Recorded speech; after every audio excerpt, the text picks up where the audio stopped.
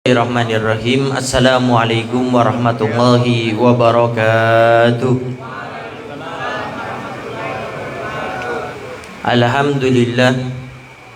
Alhamdulillahi rabbil alamin. Wassalatu wassalamu ala asyrafil anbiya'i wa mursalin sayyidina wa habibina wa syafi'ina wa qurrati a'yunina wa nuri qulubina Muhammad habibi rabbil alamin wa ala alihi wa sahbihi ajma'in. Allahumma salli wa sallim ala sayyidina Muhammad tibbil qulub wa dawaiha wa afiyatil abdani wa shifaiha wa nuril absari wa diyaiha wa kutil arwah wa gidaiha wa ala alihi wa sahbihi wa sallim. Allahumma ij'al sarirati khairan minal niyati waj'al ala niyati salihah, amma ba'du. Al-mukarram al-muhtaram yang sama-sama kita muliakan dan kita hormati selalu, para alim, para ulama, para asatidah, penyambung lisan sekaligus penerus perjuangan Nabi kita Muhammad sallallahu alaihi wa alihi wasallam, yang kita doakan selalu mudah-mudahan para ustadz, para kiai, para ulama, para habaib kita diberikan panjang umur oleh Allah dalam keadaan sehat walafiat. Allah subhanahu wa ta'ala berikan kemudahan kepada beliau baik itu urusan dunia maupun urusan akhiratnya. Allah subhanahu wa ta'ala jauhkan beliau-beliau semuanya daripada fitnah yang terjadi di akhir zaman ini, insyaallah. Amin, amin ya rabbal alamin. Dan juga tidak mengurangi rasa hormat kami kepada segenap para sepuh, para tokoh masyarakat, para ustadz, para kiai, dan juga segenap aparat pemerintahan desa, baik itu Pak RT, Pak RW, Pak Kuwu ataupun Pak Lurah, dan segenap staf jajarannya, dan juga segenap para orang tua kami, para bapak dan ibu-ibu, wabil khusus kepada para pemuda dan pemudi blok Nanggrang di blok Nanggrang ini, yang mudah-mudahan kita doakan pemuda-pemudi kita bisa menjadi harapan bangsa, negara, agama, khususnya yang berada di desa ini, insyaallah. Amin, amin ya rabbal alamin. Para hadirin wal hadirat, para pemuda-pemudi yang dimuliakan oleh Allah subhanahu wa ta'ala, sebelum kita masuk kepada tanya jawab seputar masalah agama, sedikit Al-Faqir akan membahas tema yang sudah kita share paling tidak sehari sebelumnya, tentang apakah mendapat pahala orang yang hadir majelis ta'lim tapi nundutan atau tidur. Orang datang ke majelis taklim tapi dia tidur, dapat pahala enggak ini? Atau pahalanya separuh karena nundutannya setengah jam, nggak sempurna ini. Atau nundutannya dari awal sampai akhir jadi nggak dapat pahala. Nah ini kadang-kadang dilema juga. Nah sehingga apakah mendapat pahala orang yang hadir majelis taklim ngantuk atau nundutan, apakah dia tetap akan mendapatkan pahala? Maka di sini kita menuju kepada hadis daripada Nabi Muhammad SAW. Kata Nabi, innamal a'malu binniyat. Segala sesuatu tergantung niatnya. Sehingga kalau kita ke majelis taklim niatnya untuk belajar ilmu agama, maka Allah akan berikan pahala kepada dia. Kenapa? Karena dia datang ke tempat ini untuk belajar ilmu agama, walaupun nundutan.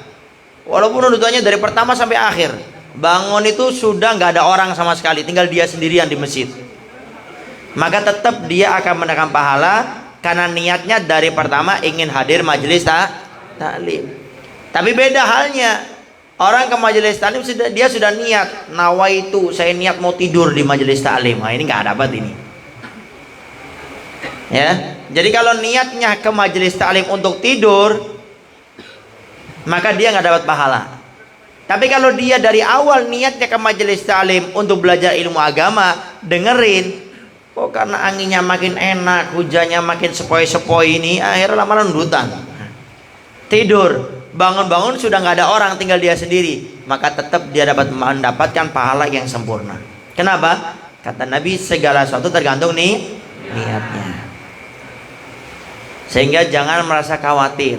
Yang penting saya datang niatnya untuk hadir majelis taklim. Saya niatnya datang ke tempat ini untuk belajar ilmu agama, maka tetap akan dapat pahala. Tapi entar menjadi beda tatkala orang di majelis taklim itu dia tidak menjaga akhlak dan adab. Ini beda lagi ntar. Itu akan mempengaruhi, pahala dapat, cuma mempengaruhi. Contoh, di majelis taklim dia ngobrol, itu mempengaruhi pahala ntar. Beda halnya kalau dia bertanya, berdiskusi, maka tidak menjadi masalah. Ataupun di majelis taklim kadang-kadang dia itu tidak memiliki wudu, itu pahalanya agak berkurang. Karena di antara sesuatu yang dianjurkan kita ini ke majelis taklim itu harus punya wudu. Kenapa? Karena Allah akan memberikan kita ilmu. Ilmu itu adalah cahaya.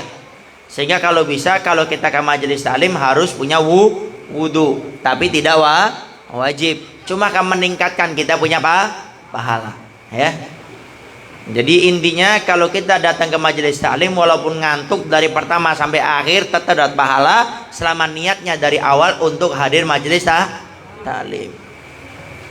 Tapi kalau dia datang ke majelis taklim niatnya untuk tidur, pokoknya saya niat tidur lillahi ta'ala, maka nggak dapat pahala dia. Kenapa? Karena niatnya dari awal tidur. Tapi mungkin orang yang tidur pahalanya lebih besar daripada orang yang tidak tidur. Kapan itu? Waktu orang datang ke majelis taklim dalam keadaan capek, habis pulang kerja, dimarahin sama si bos, dimarahin sama istri mungkin di rumah, gara-gara gajinya uangnya hilang.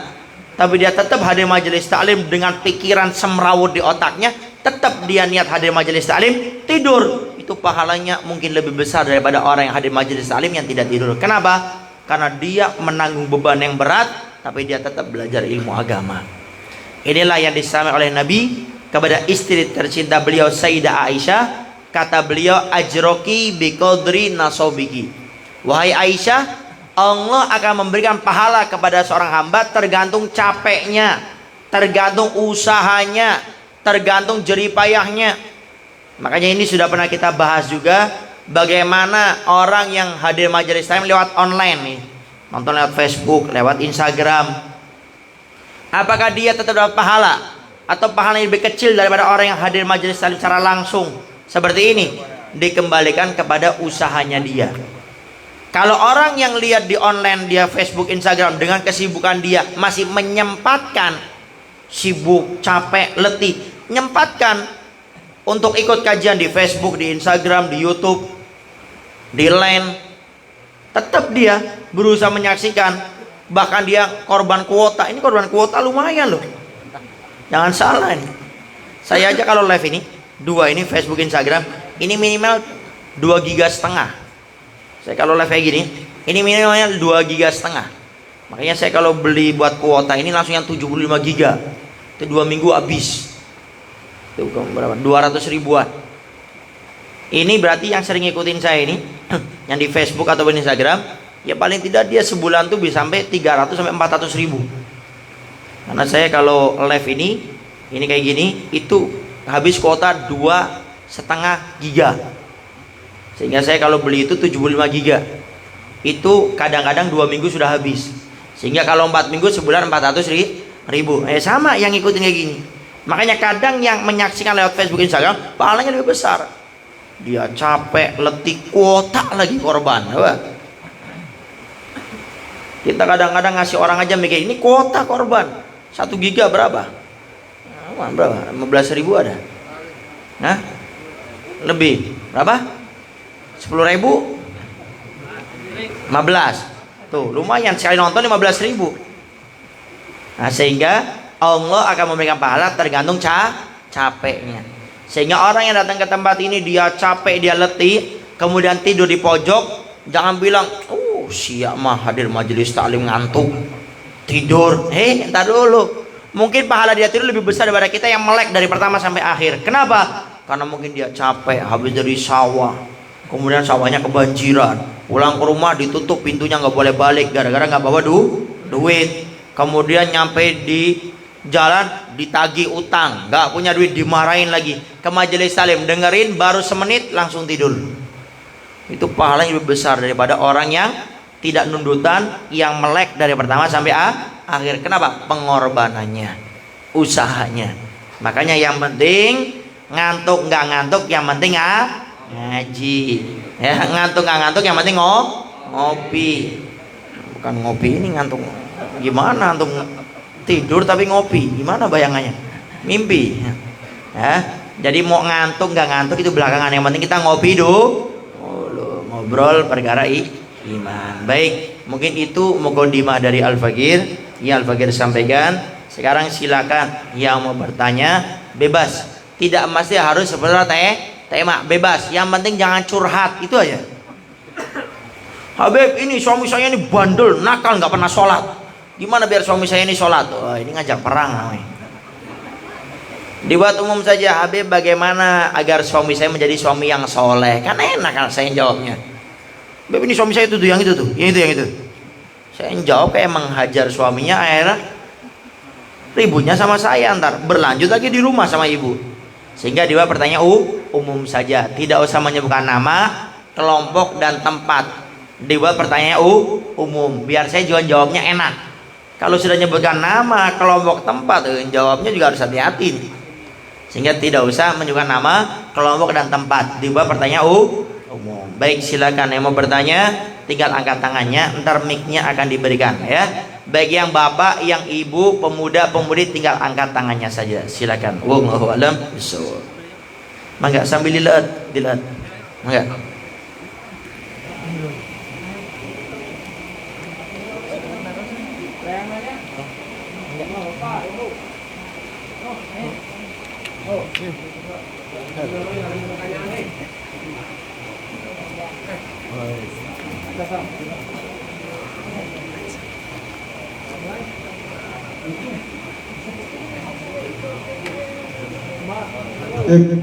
Enggak.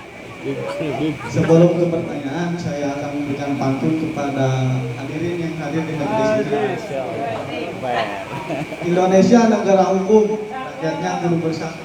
Assalamualaikum warahmatullahi wabarakatuh. Waalaikumsalam warahmatullahi wabarakatuh. Langsung saja ke pertanyaan. Bagaimana tanggapan Bapak menurut Bapak tentang perbedaan mazhab? Terima kasih.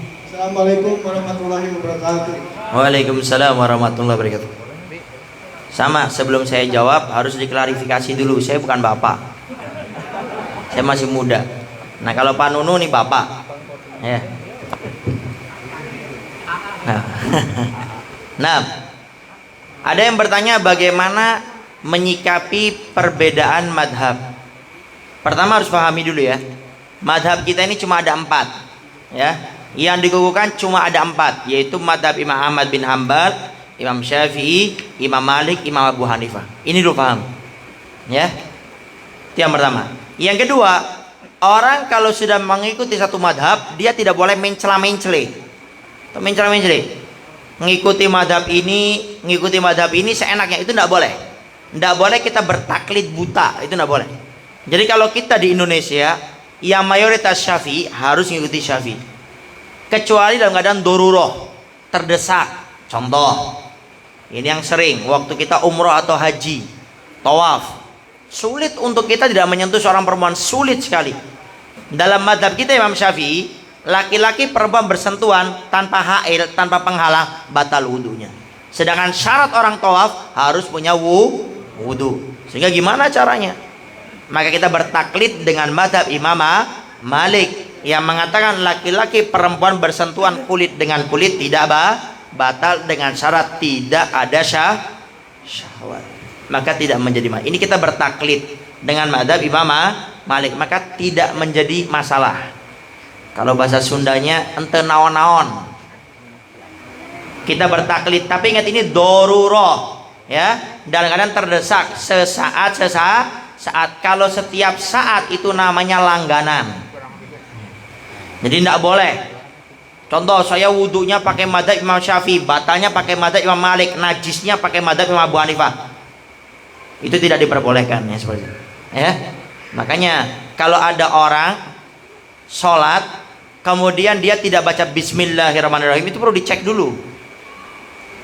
Kenapa? Karena madzhab kita Imam Syafi'i membaca Al-Fatihah itu bismillahnya harus dijaharkan, harus dikeraskan. Makanya di mana-mana baca bismillah pasti dikeraskan. Bismillahirrahmanirrahim. Alhamdulillahirabbil alamin.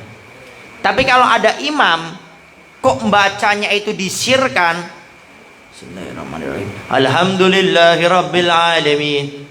Nah, ini perlu kita cek madhabnya apa. Oh, ini imamnya madhabnya Maliki, cocok. Kalau seperti itu dia jangan jadi imam lagi. Kenapa? Kalau imamnya itu berbeda dengan makmumnya itu makruh. Kenapa? Karena cara sholatnya pasti beda. Karena beda madhab.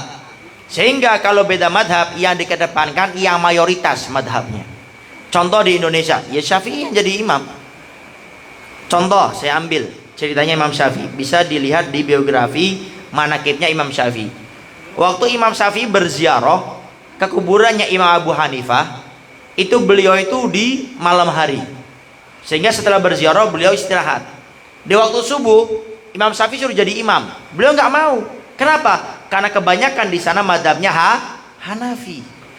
Dalam madhab Imam Abu Hanifah kunut tidak sunnah dalam subuh, tidak ada. Dalam madhab Imam Abu Hanifah dalam subuh nggak ada kunut. Karena Imam Syafi'i tahu dalam madhab beliau itu disunahkan.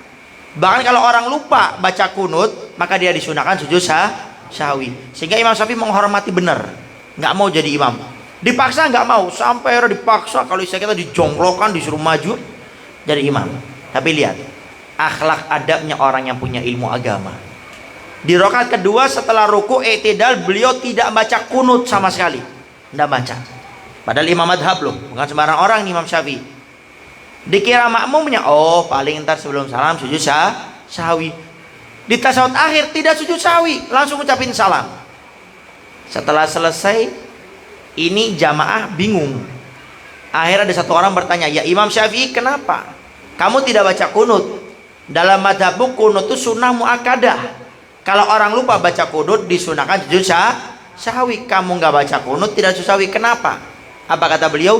Itu pendapatku dan ini amalku. Sambil memberikan isyarat menghormati madhabnya Imam Abu Hanifah, memberikan isyarat kepada kuburannya Imam Abu Hanifah. Akhlak luar biasa. Nah yang kita heran ini ada orang ilmunya tidak tahu seberapa tiba-tiba maju nggak baca Bismillahirrahmanirrahim jadi imam lagi. Nah, ini yang perlu kita siasati. Artinya kalau ada imam nggak baca Bismillahirrahmanirrahim atau dia nggak baca kunut, yaitu kalau dia sholat sendiri saja, jangan jadi imam. Kenapa? Karena kita di Indonesia mayoritas madhabnya Syafi'i. Contoh lagi yang saya dengar sendiri, di Cirebon ada kita punya guru Buya Yahya. Saya ingat beliau itu waktu sekolah di Universitas Ahqaf di Yaman, beliau ini punya guru bahasa Arab, profesor, doktor luar biasa. Tapi madhabnya Hanafi, Imam Abu Hanifah. Waktu sholat beliau nggak mau jadi imam. Si guru ini dokter nggak mau jadi imam. Kemudian ditanya oleh murid-muridnya, diantaranya beliau, ya Syekh kenapa nggak mau jadi imam? Saya ini madhabnya beda dengan kalian. Saya ini Hanafi dan kalian Indonesia kebanyakannya madhabnya Syafi'i. Silakan kalian jadi imam. Coba orang alim. Makanya ini kepada para DKM, kalau seandainya ada, tapi insya Allah tidak ada, seandainya ada, ya baca bismillahnya dipelankan, kemudian juga tidak baca kunut, lebih baik jangan jadi imam. Kenapa? Kesian. Saya yakin makmumnya pasti keder, kebingungan. Ini madhab apa lagi nih, bingung lagi. Sehingga pakai yang standarnya saja. Jadi kalau bisa yang jadi imam ya madhabnya Syafi'i. Kecuali anda kita suatu saat datang ke Maroko. Ini kebanyakan kalau nggak salah madhabnya Hanafi. Abdul Somad itu di Maroko, kata beliau kebanyakannya Hanafi. Nah baru kalau di sana jangan coba-coba kita jadi imam, karena kebanyakan di sana Hanafi. Nah mah jelaskan ya. Wallahu a'lam bishawab. Mau ditutup pantun enggak? Oh enggak. Barangkali ada buka ada tutup. Nah, fadhol yang lainnya silakan. Bismillahirrahmanirrahim. Assalamualaikum warahmatullahi wabarakatuh. Waalaikumsalam warahmatullahi wabarakatuh. Pertanyaan saya mengenai ini, Pak. Ada yang mengenai seseorang yang boleh memegang Al-Quran, membaca Al-Quran saat menstruasi. Yang betul itu yang mana itu? Terima kasih. Assalamualaikum warahmatullahi wabarakatuh. Waalaikumsalam warahmatullahi wabarakatuh. Ada pertanyaan, apakah boleh seorang perempuan yang haid memegang Al-Quran atau membaca Al-Quran gitu ya? Baik, buka di kitab dasar fikih kita Safinatun Najah.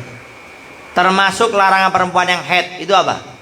Adalah qiraatul Quran, membaca Al-Quran, dan juga apa? Mashu wa hamlu, menyentuh, membawa. Itu tidak boleh. Tapi memang ada seseorang akhir zaman mengatakan boleh. Itu tidak dibenarkan. Setahu Al-Faqih 4 mazhab mengatakan tidak boleh. Mau dari Imam Ahmad bin Hambal, Imam Syafi'i, Imam Malik, Imam Abu Hanifah mengatakan tidak boleh.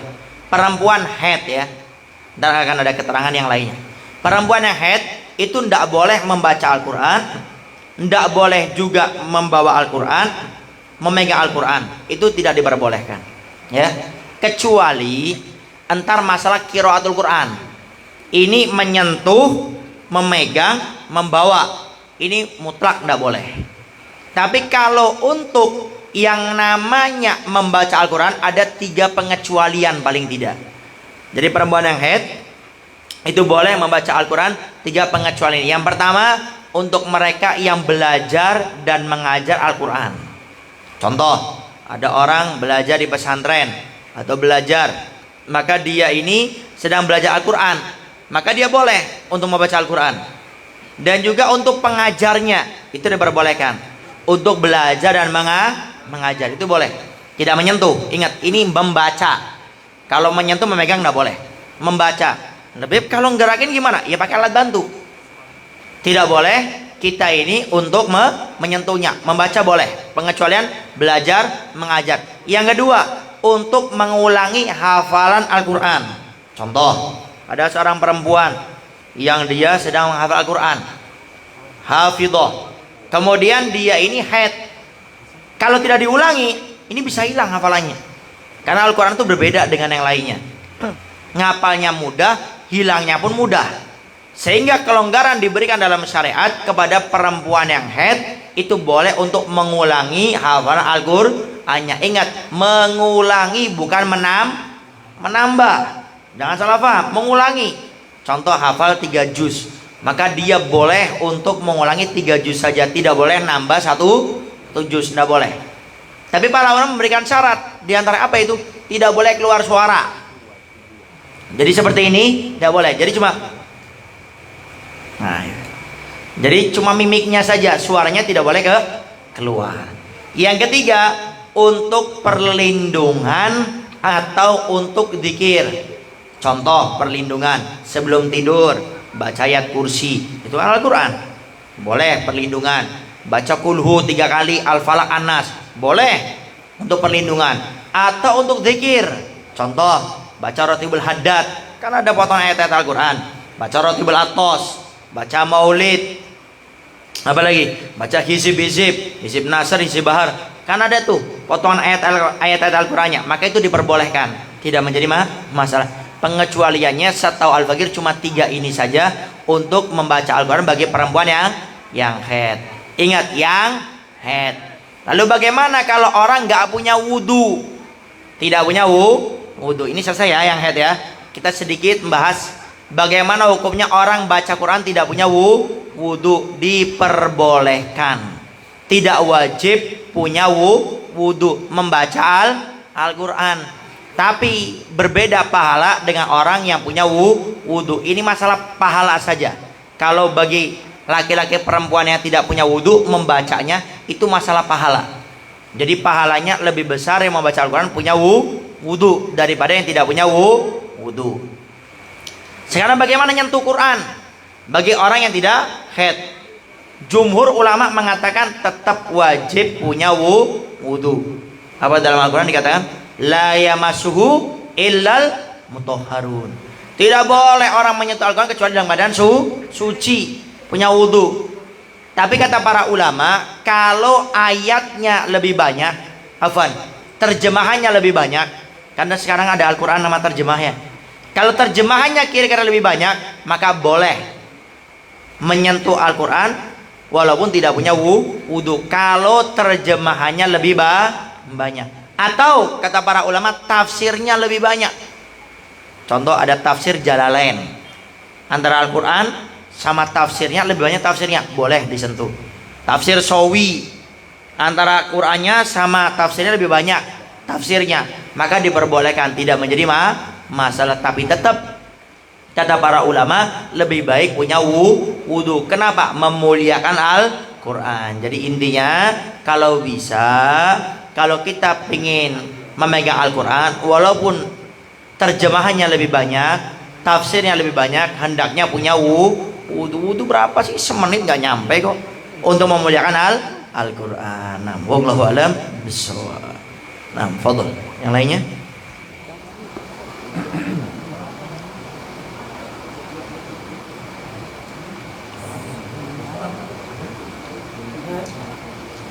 Assalamualaikum warahmatullahi wabarakatuh. Assalamualaikum warahmatullahi wabarakatuh. Saya mau bertanya, saya kan pernah mau ikut sholat berjamaah, pas datang ke masjid sudah kebagian at-tahiyatul terakhir, cuman belum assalamualaikum. Saya langsung ikutin at-tahiyat, apakah sudah termasuk mau enggak? Baik, ada pertanyaan. Bagaimana kalau saya ke masjid atau ke musola, kemudian saya mendapati imam ini sudah dalam tahiyat akhir, kemudian saya ikut takbir dan saya mendapati itu tahiyat akhirnya sama imam, apakah saya dikategorikan masih berjamaah atau tidak? Itu Pak pertanyaan. Baik, selama imam belum salam tetap dikategorikan kita berjamaah, jadi nggak masalah. Kalau bahasa Sundanya ente naon-naon, saya paham tentang naon, saya bawa terus ente naon-naon, maklum paham, jadi pede ngomongnya nih. Jadi tidak menjadi masalah, ya, tetap dikategori orang berwudu. Nah sekarang pertanyaan gini biasanya, Beb, ini sudah tahiyat akhir nih, mana yang lebih saya afdol, ngikut sama imam dalam tahiyat akhir atau saya nunggu buat sholat jamaah yang baru? Ini biasanya kayak gitu pertanyaan kebanyakannya. Bagaimana? Dilihat posisinya. Kalau kita yakin di belakang ada jamaah, maka kita lebih afdol dari pertama. Berjamaahnya dari pertama itu lebih afdol. Tapi kalau kita ragu, ada enggak ya, suara bunyi keran juga enggak ada ini. Ada bagaimana? Yang lebih afdol langsung ikut sholat sama imam. Kenapa kita khawatirkan kita nunggu nggak jelas, akhirnya tidak ada, akhirnya sholatnya sendirian. Sehingga kalau ke posisinya kita yakin ada orang kelihatan atau ada bunyi keran, itu biasanya orang wudu, maka lebih bagus kita sholat berjamaah dari pertama. Tapi kalau seandainya kita ragu, lebih afdol kita langsung. Kenapa? Takutnya kita nunggu nggak jelas, akhirnya sholatnya sendirian. Wallahu a'lam bishawab. Assalamualaikum warahmatullahi wabarakatuh. Waalaikumsalam warahmatullahi wabarakatuh. Saya mau nanya, pas mau sholat padu, kan ada yang sudah baca takbiratul Allahu Akbar, naruh tangannya tapi ada yang di samping, terus ada yang di tengah-tengah perut, bahkan ada yang di dada. Itu punya gimana? Apakah betul semua? Tapi belum lihat yang taruh tangan di kepala Habib, baru lihat di situ. Mohon jawabannya, Habib. Assalamualaikum warahmatullahi wabarakatuh. Waalaikumsalam warahmatullahi wabarakatuh. Baik. Oh ini Pak Lurahnya ya? Kayaknya sering ngelihat orang yang sholat gimana? Cuma lagi nunggu yang naruh di jidat belum. Itu kayaknya banyak utang yang gitu. Baik. Yang pertama, termasuk rukun daripada rukunnya sholat itu adalah takbiratul ihram.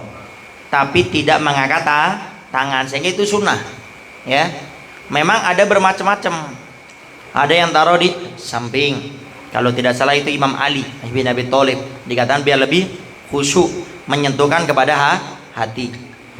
Ada yang lebih afdol setelah al-fajr, yaitu yang di bawah dada, di atas pusar, itu yang paling afdol, ya. Itu yang paling umum. Jadi di bawah dada, di atas pusar, itu yang paling afdol, ya. Jadi adapun yang lain-lainnya tidak menjadi masalah, sah-sah saja, ya. Tapi kalau talaub, kalau niat main-main, sengaja Allahu Akbar taruh di sini, niatnya main-main, batal sholatnya aja. Jadi tidak menjadi masalah. Yang diwajibkan itu takbirnya, takbiratul ihram, Allahu Akbarnya. Adapun gerakan tangannya itu adalah sunnah. Tapi yang paling afdol itu tadi, di bawah dada, di atas pusar, itu yang paling afdol. Nah, wallahu a'lam bishawab.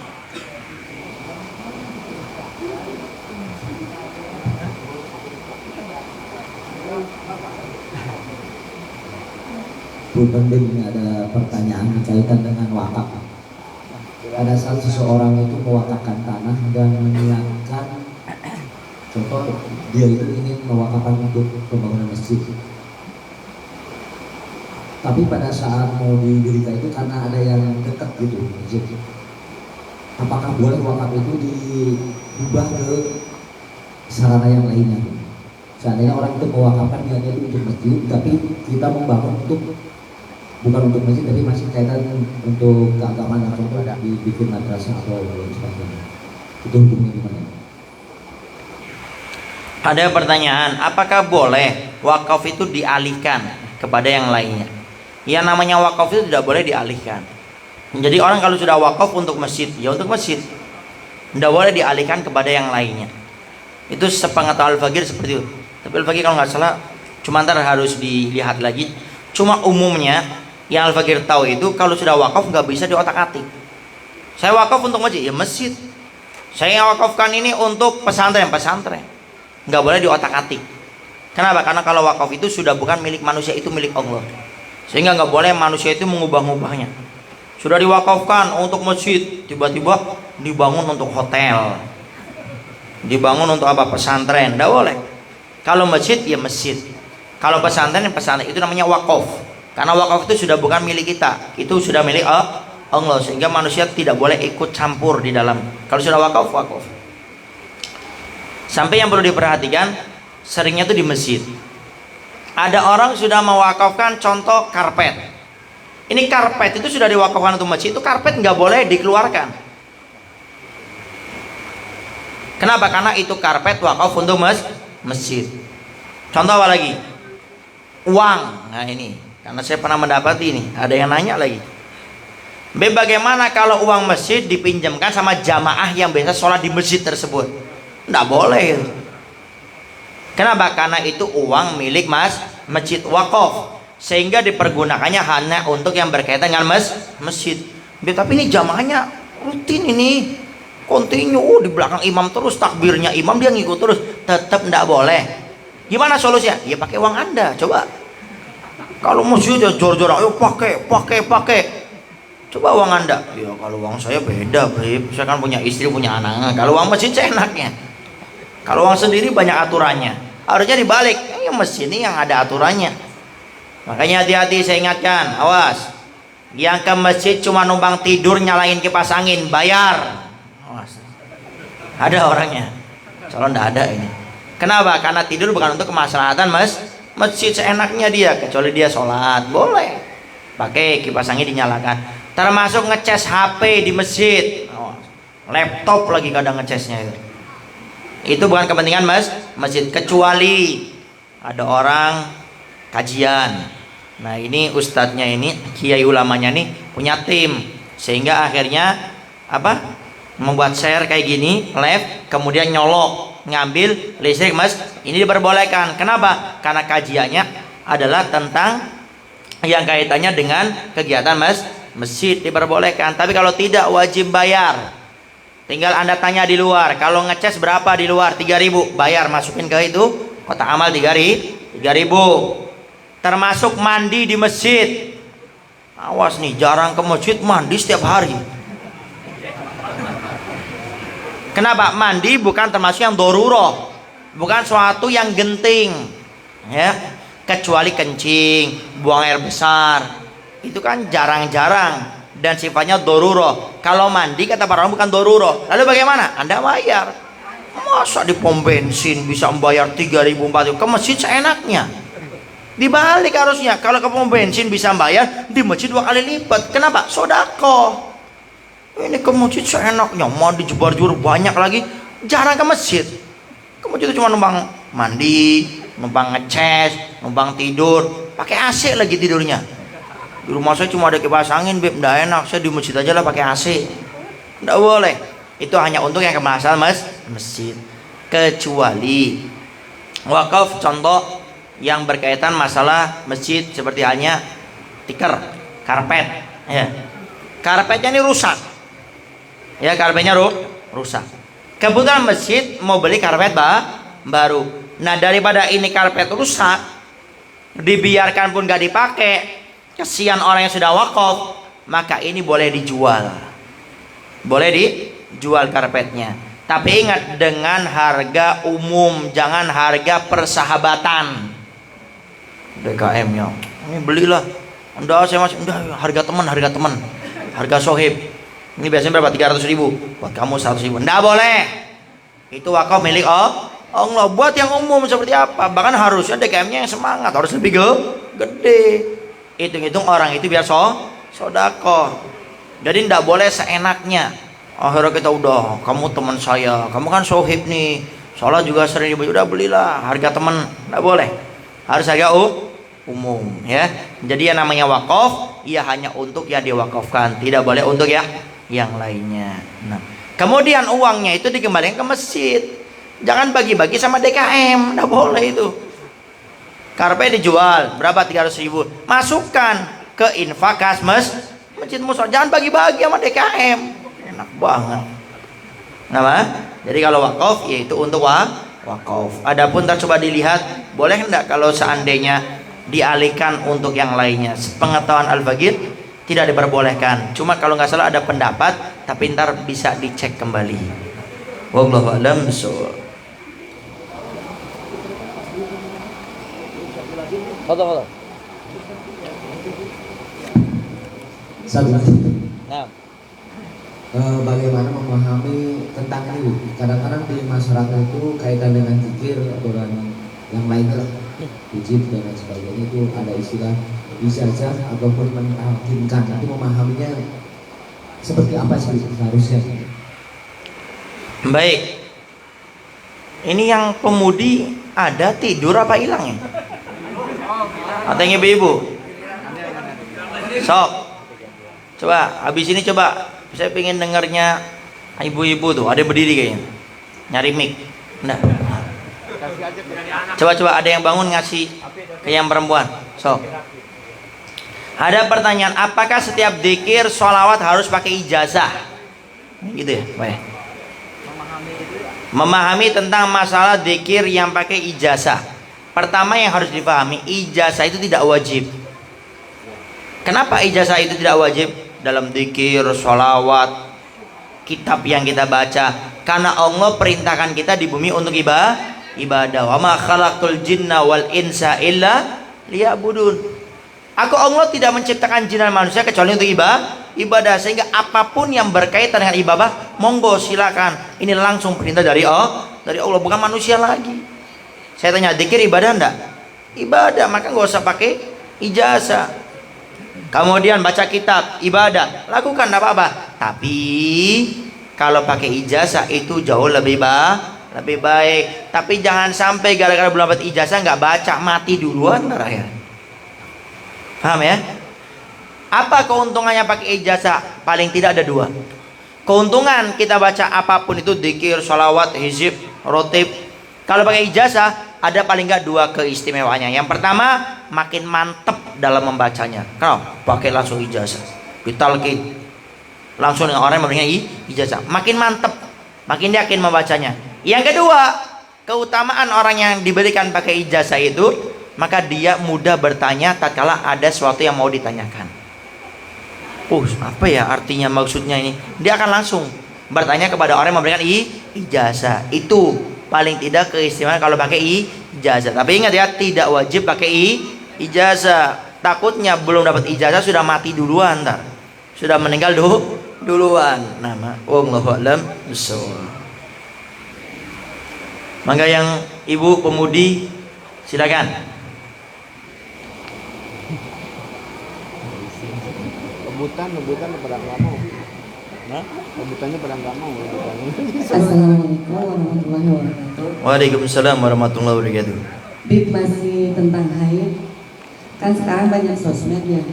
Jadi kalau lagi haid, lihat HP itu baca nggak apa-apa? Apa gimana? Mendengarkan sambil melihat di YouTube. Baik, ada pertanyaan bagaimana perempuan yang haid mendengar Al-Quran, mau itu di YouTube atau secara langsung. Dan juga sekaligus kita jelaskan juga bagaimana kalau perempuan yang haid memegang HP yang ada Al-Qurannya, boleh atau tidak. Yang pertama, kalau cuma mendengarkan tidak menjadi masalah. Makanya di dalam larangan perempuan yang haid tidak ada sima'ul Quran, tidak ada. Tapi ada qiraatul Quran, membaca. Kalau mendengarkan itu diperbolehkan, yang tidak boleh membaca, kecuali 3 golongan yang tadi. Sehingga tidak menjadi masalah kalau dia mendengarkan Al-Quran, yang tidak boleh membaca. Lalu bagaimana Habib kalau seorang perempuan yang haid kemudian dia baca Quran tapi lewat aplikasi Al-Quran, apakah itu diperbolehkan? Membaca Al-Quran yang ada di HP aplikasi Al-Quran tetap tidak diperbolehkan. Bukan hanya perempuan yang haid, juga orang yang tidak punya wudu. Kenapa? Kalau aplikasi di HP sudah dibuka muncul Al-Qurannya, itu posisi HP itu sudah bukan HP tapi Al-Quran, sehingga megangnya wajib punya wudu. Tapi kalau HP-nya itu aplikasi Al-Qurannya belum dibuka, dia HP biasa, maka itu megangnya tidak harus pakai wudhu. Kalau kamar mandi juga boleh, yang nggak boleh dibanting, dicelupin di air, itu yang nggak boleh. Mubadir itu, HP-nya mubadir, nggak boleh. Jadi kalau kita ini nggak punya wudhu, dalam posisi haid, megang HP yang dalamnya ada Al-Qurannya, selama aplikasi Al-Qurannya tidak nongol, belum dibuka, itu ente naon-naon. Tapi kalau sudah dibuka aplikasi Al-Qurannya, nongol Al-Qurannya, itu posisinya HP itu bukan HP tapi Al-Quran, sehingga yang memegangnya juga wajib punya wudu, dan yang haid tentu tidak diperbolehkan. Wallahu a'lam bishawab. Mangga. Assalamualaikum warahmatullahi wabarakatuh. Waalaikumsalam warahmatullahi wabarakatuh. Maaf, ini menyimpang dari ini masalah ibu-ibu dalam rumah tangga. Sedikit bertanya, ada sahabat datang dan minta pendapat kepada kami, permasalahan rumah tangga. Dia adalah seorang pejabat dan dua-duanya pegawai negeri. Terus ada istilah, bukan istilah, emang wajib, sang istri mentaati dan patuh terhadap suami. Tapi sedangkan suaminya itu selalu berbuat zolim kepada istrinya. Apakah sang istri itu memang walaupun suaminya berbuat zolim terhadap istrinya, apakah itu harus dan wajib mematuhi aturan suami? Sekian, terima kasih. Assalamualaikum warahmatullahi wabarakatuh. Waalaikumsalam warahmatullahi wabarakatuh. Ada pertanyaan, bagaimana seorang istri yang didolimi oleh suaminya, apakah dia tetap wajib melaksanakan kewajiban sebagai seorang istri kepada dia? Yang pertama, siapapun yang sudah berumah tangga tidak boleh bercerita kepada orang lain masalah rumah tangganya, tidak boleh. Tolong pahami dulu ini, ya. Kecuali sudah tidak bisa ditemukan jalan keluarnya. Alot diskusinya ini A, ini B, ini C, ini D. Wah, alot sudah. Nggak ketemu. Dalam Al-Quran Allah perintahkan cari orang ketiga sebagai penengah agar bisa memberikan solusi. Ingat, orang ketiga yang bisa memberikan solusi. Kebanyakannya kan enggak. Curhat sekampung tahu semuanya. Bahwasanya suaminya hobi nyari nomor di kuburan, togel. Curhat semuanya tahu. Atau suami curhat istrinya itu, waduh, sudah. Hobinya ngomongin orang, sekampung tahu semuanya. Ini yang haram, tidak boleh. Ini namanya gibah. Apalagi gibahnya sama suami sama istri. Gibahnya di atas gibah ini.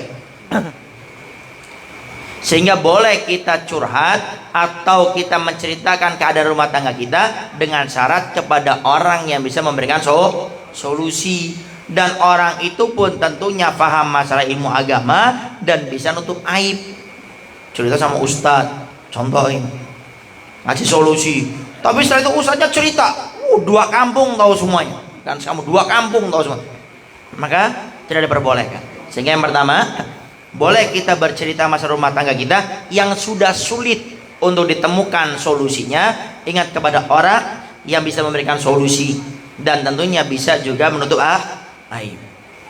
Kemudian yang kedua, apakah seorang istri wajib taat tunduk kepada suami yang sudah berbuat dolim kepadanya? Selama statusnya dia masih sebagai seorang istri, wajib untuk melakukan kewajiban sebagai seorang istri selama tidak menyuruh kepada yang haram. Contoh, suaminya bilang, istriku, ada apa bang? Sana cari nomor di kuburan.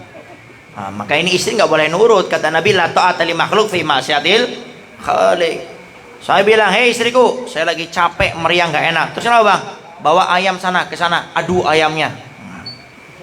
Maka tidak diperbolehkan taat kepada makhluk, kata Nabi, yang mengajak kepada kemaksiatan. Orang tua, suami, atau guru sekaligus. Kita punya ustadz, kalau ngajak yang haram tidak boleh kita mengikutinya. Jadi intinya, selama istri itu posisinya masih sebagai seorang istri yang belum ditalak oleh suaminya, wajib dia untuk melaksanakan perintah suaminya selama bukan sesuatu yang haram.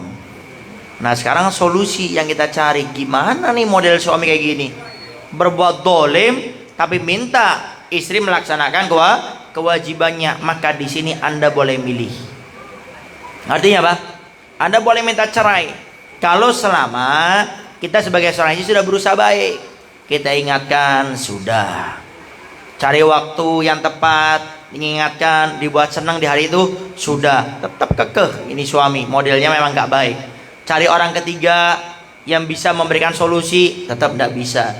Minta tolong ke mertua, orang tuanya dia, tetap tidak bisa. Minta tolong kepada orang tua kita, mengingatkan dia, tetap tidak bisa. Maka terakhir jalurnya namanya perceraian, dan itu ada dalam agama. Habib, perceraian itu kan sesuatu yang dibenci oleh Allah Subhanahu wa taala. Betul, kalau memang tidak ada hajat. Tapi kalau ada hajat, suami zalim atau istri nggak bisa menjadi istri yang soleh, diingetin nama suaminya tidak bisa, maka perceraian menjadi solusinya. Dan ingat, ini saya pernah beberapa kali ketemu istri yang kadang-kadang kurang cerdas.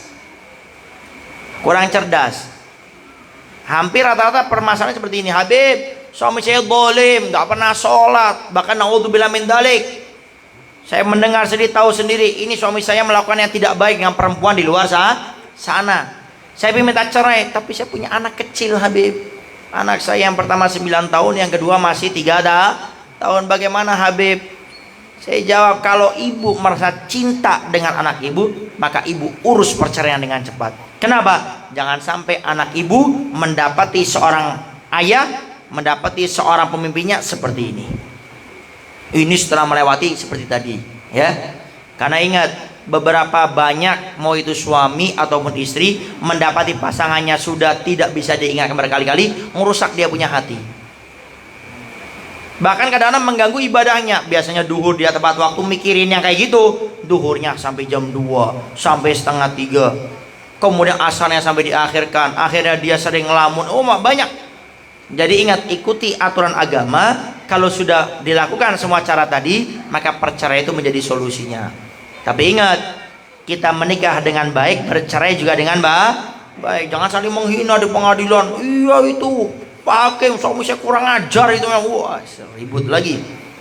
Nikah dengan baik, bercerai dengan baik. Artinya sudah doakan sama-sama setelah ini, mudah-mudahan mendapatkan rumah tangga yang jauh lebih baik. Wallahu a'lam bishawab.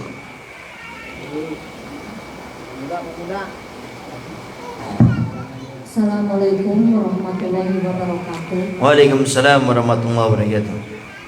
Mau bertanya, bagaimana cara mengatasi atau solusi menghadapi anak balita yang kenakalan anak balita yang diakibatkan oleh perceraian oleh orang tuanya, sampai-sampai dia berani mengambil uang keluarganya misalnya, terus kalau bermain sama temennya itu udah gebuk-gebuk atau jambak-jambakan gitu. Sempat saya tanya gitu anaknya, kenapa kok sampai menjambak temennya atau gebuk temennya?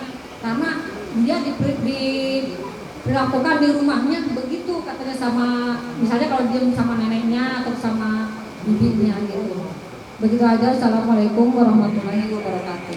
Waalaikumsalam warahmatullahi wabarakatuh. Bagaimana kalau kita mendapati kenakalan seorang anak yang masih kecil disebabkan karena perceraian antara ayah dan ibunya? Yang pertama, itu bukan alasan. Kenapa? Karena anak kecil memang wayahnya seperti itu. Waktunya dia main, waktunya dia bercanda. Kenapa? Akalnya belum tumbuh. Yang dipertanyakan itu orang tuanya mana gitu loh. Dia tinggal sama ibunya, ibunya mana? Dia contoh ikut sama bapaknya, bapaknya mana? Makanya kata Nabi dalam hadis, orang tua itu bisa menentukan anaknya menjadi Nasrani, Yahudi, Nasrani atau Majusi. Gimana orang tuanya? Agama loh ini. Tergantung gimana orang tuanya. Makanya sebetulnya yang harus ditekankan itu bukan sama si anak, orang tuanya mana. Karena saya nggak pernah dengar ada seorang anak lahir dari sound system, nggak ada. Dinyalain brojol, nggak ada. Kang Wahyu lahir dari perut ibunya kan, Rahim? Iya, nggak ada dari sound system atau dari papan tulis tiba-tiba mau ditulis gambar keluar bayi, nggak ada. Ada orang tuanya. Jadi yang ditekankan itu orang tuanya. Makanya Nabi pernah menceritakan ada orang tua sudah mau masuk surga, sudah melewati mahsyar, melewati mizan, melewati penerimaan kitab, melewati jembatan Shirathul Mustaqim, penghubung antara surga dan neraka, sudah melewati, sudah mau masuk surga, dicegat sama seorang anak. Ya Allah, ingin kau manakan itu orang tua? Lalu dijawab, aku akan masukkan dia ke surga karena amal ibadahnya lebih banyak daripada maksiatnya. Ya Allah, saya anaknya. Lalu kenapa? Kamu kan ahli maksiat, nggak pernah sholat, ya tempatmu di neraka. Kalau ini orang tuamu, dia temannya di surga. Kata si anak, ya Allah, memang saya nggak pernah sholat. Saya seorang perempuan yang suka buka tutup aurat, suka saya pamerkan saya punya aurat.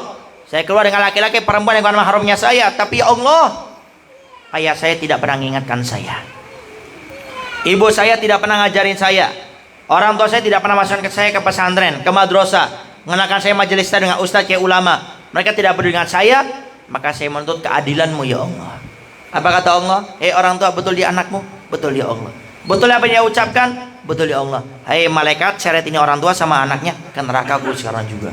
Akhirnya ini orang tua ahli ibadah, ahli sholat, ahli sujud, masuk neraka gara-gara apa? Keteledoran mendidik anaknya. Sehingga di sini ada tekangan adalah bagaimana orang tuanya. Makanya Al-Fakir sering mengingatkan kepada para DKM, mau itu masjid, mau itu musola, kalau ada anak kecil yang nakal di masjid, jangan diusir, jangan diharamkan dia masuk ke masjid musola kita. Kenapa? Wayahna. Karena memang anak kecil ya memang seperti itu. Kecuali ada anak kecil usia 5 tahun, 7 tahun ngikut abahnya, Allahu Akbar, Bismillah, wah itu calon-calon wali itu. Tapi umumnya anak kecil berapa? Ya itu ke masjid bukan sholat, tawaf dia. Wah, muter. Walaupun yang dibaca bukan labbaik Allahumma labbaik, ya itu memang anak kecil. Bagaimanapun kita mendidik, memang itu anak kecil seperti itu. Lalu bagaimana? Ya itulah tugas para DKM. Bagaimana anak kecil setiap ke masjid tidak ribut, diingatkan, ditegur, diawasi terus menerus. Banyak kok saya dapat anak kecil yang biasa ribut, karena DKM itu tegas, memiliki perhatian, dia nurut kok.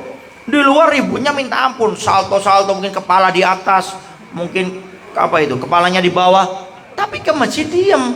Saya perhatikan kenapa bisa, oh ternyata DKM-nya standby. Oh langsung. Kalau ada kumisnya mainin. Atau mungkin dikasih hadiah. Kalau nggak ribut kasih hadiah. Itu DKM.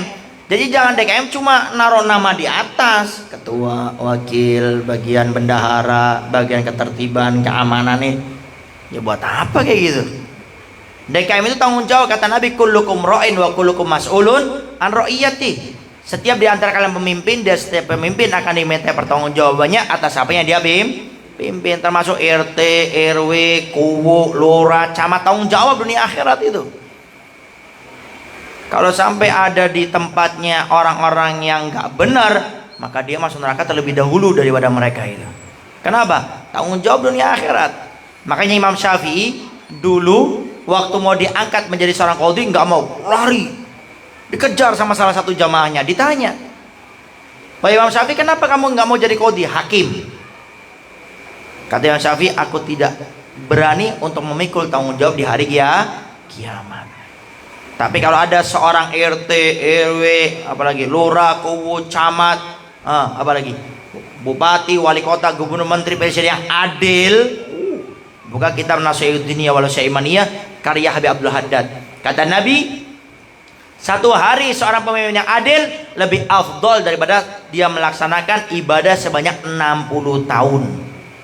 Makanya saya kalau ingat hadis ini pengen jadi RT saya itu. Enggak usah repot-repot sholat duha, kalah sholat duha sama saya, kalah. Sholat tahajud, lewat. Sholat sunnah mutlak, berapa? Rakaat 1000 rakaat, kalah sama saya. Saya adil. Saya punya warga berapa nih? 300. Setiap hari kan sekarang ada motor, ada sepeda, goes saja. Gimana Pak sholat subuhnya? Alhamdulillah Ustaz ini. Gimana? Aduh maaf tadi telat. Ayo sekarang dikodok. Adil. Diperhatikan semua warganya. Sehari saya punya umur 60 tahun ibadah semuanya. Lewat. Saya cuma 5 hari jadi RT yang adil. Saya punya umur 300 tahun full dengan ibadah. Kalau saya ini menjadi RT yang adil selama 10 hari, itu yang Nabi pernah cerita ada orang Bani Israel yang dia itu seumur hidupnya 500 tahun ibadah, kalah sama saya. Cuma jadi RT yang adil selama 10 hari. Enak jadi RT. Tapi kalau nggak bener nerakanya paling dalam. Ayo Baji Gaul, mau jadi RT antum? Anda. Mari mau jadi RT. Jadi. Nama wallahu a'lam bishawab. Makanya Al-Fakir selalu menghimbau, kalau 4 orang ini kerjasama, maka saya yakin anak-anak kecilnya, pemuda-pemudanya beres semuanya. Siapa itu? Orang tuanya, aparat pemerintahan desanya, kemudian ustadz kiai ulamanya, sama kesepuhannya. Bareng-bareng ngobrol, mau buat gebrakan. Contoh maghrib mengaji, nggak ada anak-anak mojok-mojok main HP atau nyari wifi gratis, nggak ada itu. Maghrib ngaji, semuanya ngaji. RT RW-nya gerak, menggerakkan orang tuanya, ustadz kiai ulamanya gerak, kesepuhannya gerak, beres semuanya. Silakan main HP. Kalau maghrib di tempat saya wajib mengaji semuanya, wajib ke masjid, wajib ke musola. Saya yakin itu peradaban yang bisa membagikan Islam di tempat tersebut. Wallahu a'lam bishawab.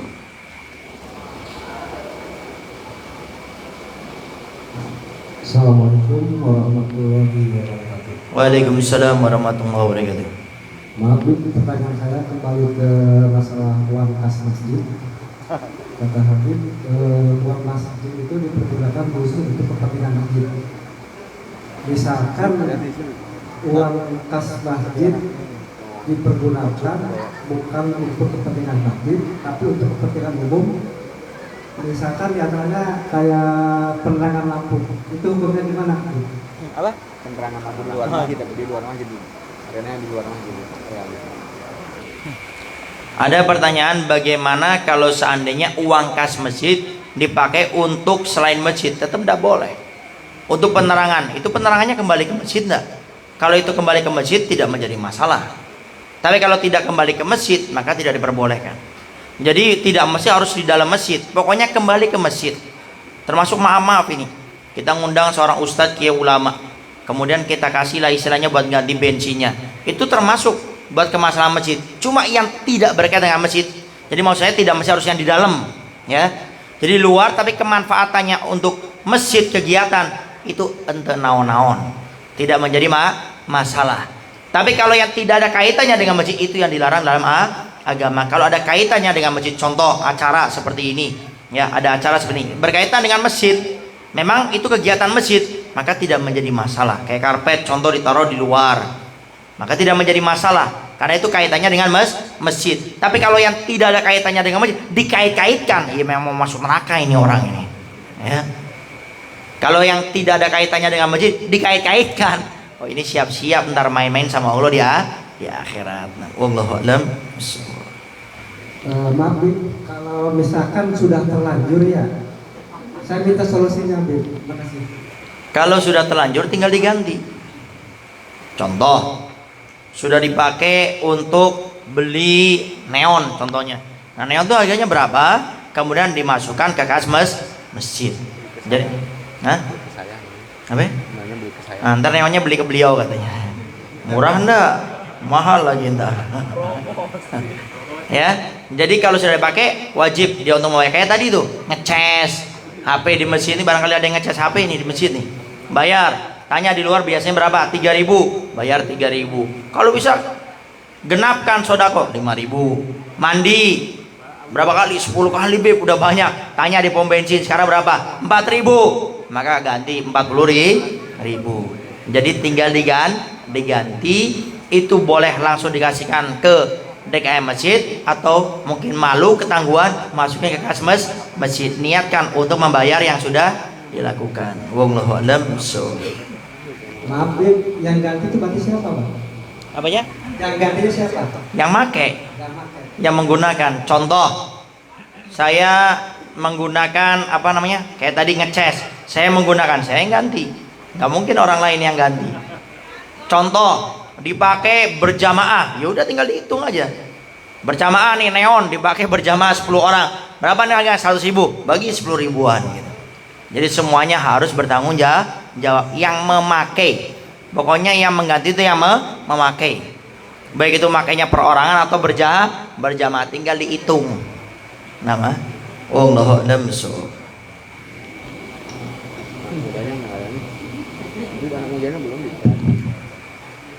Enggak, anak-anak mudanya mana nih? Bismillahirrahmanirrahim. Assalamualaikum warahmatullahi wabarakatuh. Waalaikumsalam warahmatullahi wabarakatuh. Wilujeng Jepang kepada Habib, saya memang warga Nanggaram tapi jarang di sini. Cuma memang ada keluhan atau istilah unek-unek. Ini masalah bab waris. Mohon jawaban atau penerangannya buat diri saya. Misalnya orang tua kita, sebelum orang tua kita kan ada orang tuanya, dia mempunyai warisan berupa tanah. Setelah orang tuanya meninggal berarti turun ke ibu atau ke bapak kita.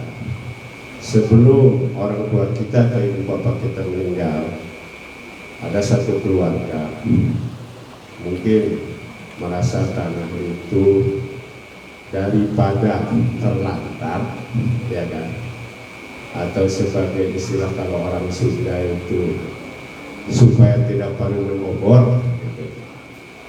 Jadi tanah itu dikasih ke anaknya, tapi orang tua itu masih hidup kedua-duanya, dan dikasih itu semua anak-anaknya ada. Tapi setelah orang tuanya tidak ada, dari anak-anak yang lainnya itu ada mengatakan pas waris itu tanah itu bagaimana, termasuk waris, harus dibagikan lagi atau tidak, karena dikasihnya semasa orang tuanya hidup. Mohon ini ya untuk Habib itu. Terima kasih sebelumnya. Assalamualaikum warahmatullahi wabarakatuh. Waalaikumsalam warahmatullahi wabarakatuh.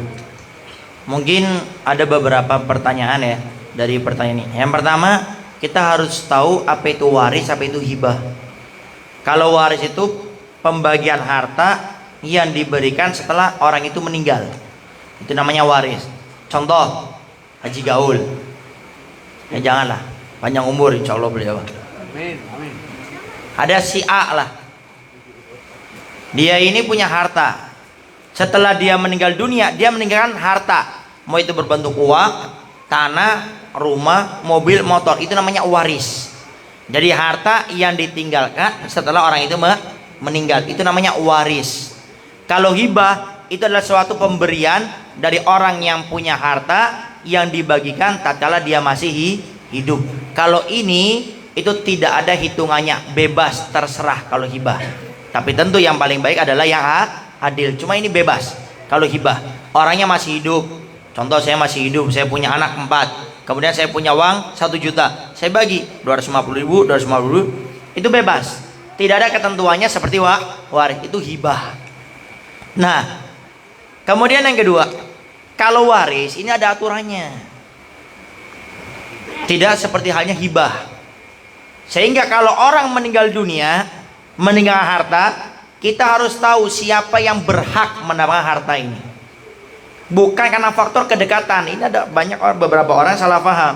Jadi gara-gara dia merasa dekat dengan si mayit, dia merasa dia yang mengurus semasa dia sakit, kemudian dia merasa memiliki. Akhirnya karena anak-anaknya mungkin nggak tahu dan dianya juga punya etika tidak baik, akhirnya dipakai harta yang seperti tadi, tanahnya diberikan kepada anak-anaknya. Maka kalau dia itu bukan orang yang mendapatkan waris, maka dia tidak boleh membagi. Itu namanya mencuri. Itu namanya syarikoh, tidak diperbolehkan. Maka kata para ulama, kalau orang sudah meninggal dunia, pembagian waris yang paling baik adalah yang paling cepat. Contoh, kita punya orang tua meninggal tadi pagi, malam langsung kita bagikan. Itu paling baiknya pembagian waris. Selesai tahlil langsung dibagi. Kenapa? Karena waktu dibagikan itu ahli waris semuanya lagi ingatnya sama orang tua, sehingga nggak ada dengki. Bahkan banyak kejadiannya waktu di bagian waris. Contoh, dia punya anak 3, si mayit ini meninggalkan 2 anak laki-laki, 1 anak perempuan. 2 anak laki-laki ini sudah sukses, dia punya harta, punya rumah, pekerjaan, sukses. Karena saking ingatnya sama orang tuanya, ngelihat adik perempuannya ini seperti melihat ibunya yang baru meninggal. Akhirnya bilang, sudah dek, saya abangmu ini berdua sudah punya uang, punya rumah, punya mobil, punya tanah. Semua bagian kami berdua untuk kalian, untuk kamu. Ini kalau dibagikan masih berduka, ingat sama orang tua. Kebanyakan orang rebutan waris kapan? Waktu tidak langsung dibagi. Makanya ingat, masalah pembagian waris jangan ngikutin apa kata orang. Ini orang ibunya baru dikubur tadi pagi, malam langsung dibagi. Rakus sama hartanya. Jangan dengerin. Kenapa? Karena dia tidak belajar ilmu agama. Biarin sudah. Lana amaluna walakum amalukum. Kamu saya. Bagikan secara langsung. Sehingga tidak berhak kalau orang itu tidak mendapatkan waris kemudian membagikan. Lalu bagaimana? Dia panggil. Kemudian dudukan, kemudian dijelaskan. Tidak boleh intinya orang yang tidak mendapatkan bagian waris kemudian dia membagikan yang bukan haknya. Tinggal tadi dudukan, syahidnya, saksi-saksinya didatangkan yang paham masalah warisan ini, kemudian entar bisa dicari sebagai solusinya. Nah, wallahu a'lam bishawab. Gitu. Atau pertanyaan gimana? Halo, maaf Dik. Ini maksudnya begini Dik. Jadi si tanah itu dikasihkan sama anaknya itu semasa orang tuanya masih hidup. Jadi anak, misalnya lah anaknya 4. Oh, gitu. Jadi anak itu 4 dikumpulkan. Ini tanah karena daripada terlantar. Udahlah, siapa yang mau menempati? Bangunlah tanah. Yang bilang gitu siapa? Orang tua. Orang tua. Kedua orang tua. Jadi semua ada. Gitu. Nah, setelah itu kan dibangun berarti kan ditempatin karena merasanya kan karena meneruskan dari orang tua itu. Tapi apabila orang tua itu sudah tidak ada, tiba-tiba ada tuntutan dari keluarga itu maksudnya itu apakah kita itu ya mungkin kalau secara emosional pasti ada, tapi secara kekeluargaan pasti ada juga. Nah ini solusinya bagaimana Bu? Jadi maksudnya dikasihnya itu sebelum orang tua meninggal gitu, tapi dikumpulkan. Itu mungkin. Jadi itu namanya hibah, bukan waris kalau itu. Jadi kalau sudah dihibahkan ya dia tidak bisa mau keluarga dari istilahnya kakaknya atau adiknya itu tidak bisa untuk menuntut sama sekali. Kenapa? Itu sudah hibah. Kalau dari segi waris pun ya dia tidak mendapatkan hak adik atau kakaknya. Karena kalau sudah ada anak laki-laki, kakak adik si mayit tidak mendapatkan waris. Cuma ini kan dibagikan waktu semasa hidup, itu hibah. Sehingga tidak ada hak sama sekali yang lainnya. Makanya ini penting, pelajaran buat semuanya. Dan ini dilakukan oleh aslafun soleh zaman dulu, orang-orang soleh zaman dulu. Tidak, ya mungkin bukan nggak ada, jarang orang-orang soleh zaman dulu itu pakai waris, itu jarang. Mereka seringnya pakai hibah. Kenapa? Biar nggak ribut anaknya setelah meninggal orang tuanya. Dan ini hendaknya dilakukan. Karena berapa banyak adik kakak ribut setelah orang tuanya meninggal, masalah waris. Makanya paling baik itu pakai hibah. Semasa hidup orang tuanya, kita sebagai orang tua panggil, ini bagian kamu sekian, bagian kamu sekian, sekian semuanya. Kemudian, nah ini yang paling penting, harus tercatat. Kalau bisa pakai notaris sehingga kuat. Ya, jadi intinya itu bagian semuanya. Kalau seandainya ada ribut dari luar ataupun apa, tinggal dudukan, panggil saksi-saksi yang menunjukkan bahwasanya ini memang betul anak sahnya. Kemudian RT RW setempat datangkan, kesepuan ustaz kiai ulamanya dudukan, biar tidak ada keributan. Jadi intinya itu hak mutlak anak. Karena yang namanya hibah itu adalah pembagian yang dibagikan selama si orang yang membagikan itu masih hidup. Itu namanya hibah. Dan tidak ada aturannya, bebas dipukul rata pun tidak apa-apa. Contoh, kayak tadi saya punya uang 10 juta. Anak laki perempuan saya bagi semuanya sama, 2,5 juta. Itu tidak jadi masalah. Tapi kalau waris ada aturannya. Khususnya laki-laki, lidzakari haddul unthayain. Laki-laki itu berbanding 2 kepada seorang perempuan. Maka nggak boleh waktu masalah waris dibagikan, yang perempuan ngomong bagi rata aja, nggak usah pakai laki-laki banding 2 sama perempuan, tidak adil. Nah, ini nggak boleh. Tapi apakah boleh waris dibagi rata? Boleh dengan 2 syarat kata para ulama. 1, si laki-laki tahu pembagian dia itu berapa. Jadi harus tahu nih bagian dia berapa dulu. Dan ayo bagi. Dia bisa, kamu bagi, iya. Ini kalau kamu bagi kamu harusnya dapat 1 miliar. Karena dibagi kamu cuma dapat 500 juta. Oh iya, lumayan dari 500 juta. Dia harus tahu dulu laki-laki ini bagian dia berapa. Yang kedua, tidak boleh dipaksa. Jadi sukarela daripada pihak laki-lakinya. Wallahu a'lam. Enggak, silakan. Assalamualaikum. Assalamualaikum warahmatullahi wabarakatuh. Enggak. Assalamualaikum warahmatullahi wabarakatuh. Assalamualaikum warahmatullahi wabarakatuh. Habib, aku mau bertanya, kan zaman sekarang anak muda selalu mengait-ngaitkan tentang kalau pacaran itu kan katanya ada pacaran Islami. Nah, kalau menurut pandangan Islam, bagaimanakah seseorang gitu ya, kalau dalam itu ta'aruf yang menurut Islam yang benar itu bagaimana? Terima kasih. Wassalamualaikum warahmatullahi wabarakatuh. Assalamualaikum warahmatullahi wabarakatuh. Al-Fakir selalu menekankan pacaran tuh haram sudah. Jangan diotak-atik pacaran Islami ini, entar dalamnya gak usah aneh-aneh lah. Jadi jangan membuat umat ini bingung. Pacaran Islami, walaupun tahu ujungnya setelah menikah, gak usah pakai pacaran Islami. Jadi akhirnya umat ini bingung, akhirnya cari celah anak-anak muda. Oh boleh, kok pacaran Islami itu ada ustadz yang ngomong, walaupun ustadznya menjelaskan dalamnya pacaran Islami adalah setelah menikah baru pacaran. Cuma kan anak-anak muda cari celah. Yang ini jangan dibahas ini. Pokoknya kata ustadz pacaran Islam itu ada, boleh. Tapi kejelasannya setelah menikah itu nggak usah dijelasin. Sehingga sudah jangan membuat yang namanya syubhat. Kata Nabi, wan waqa'a fi syubhat waqa'a fil haram. Orang yang biasa urusan dengan syubhat dia akan jatuh kepada yang haram. Sehingga pakai kata-kata ini tidak boleh. Jangan buat kata-kata yang bikin pusing lah. Ya. Nah, sehingga di sini harus dipahami pacaran dalam Islam tidak ada. Tapi dalam Islam adanya ta'aruf. Makanya saya ingatkan wahai para perempuan yang solehah, yang masya Allah, jangan bangga kalau Anda sudah punya pacar. Anda itu jadi kelinci percobaan, nggak cocok dibuang. Makanya saya ada perempuan sudah pakai kerudung, bahkan pakai cadar, ya salah. Diapelin malam minggu atau malam jumat kliwon, mau aja. Dalam Islam tuh udah ada yang kayak gitu-gitu, ya. Awas para perempuan, jangan mau, ya. Apalagi dirayu pakai nyanyi-nyanyi yang aneh-aneh, separuh nafasku, apa lagi. Awas para perempuan, ingat kalau ada orang nyanyi kayak gitu aneh-aneh, gak usah dengerin. Setan itu namanya. Gak usah ragu, setan itu. Apalagi pakai separuh nafasku. Kalau dia pakai lagu separuh nafasku, berarti dia butuh 2 nafas, cari perempuan lagi 1 lagi untuk menyempurnakan nafasnya.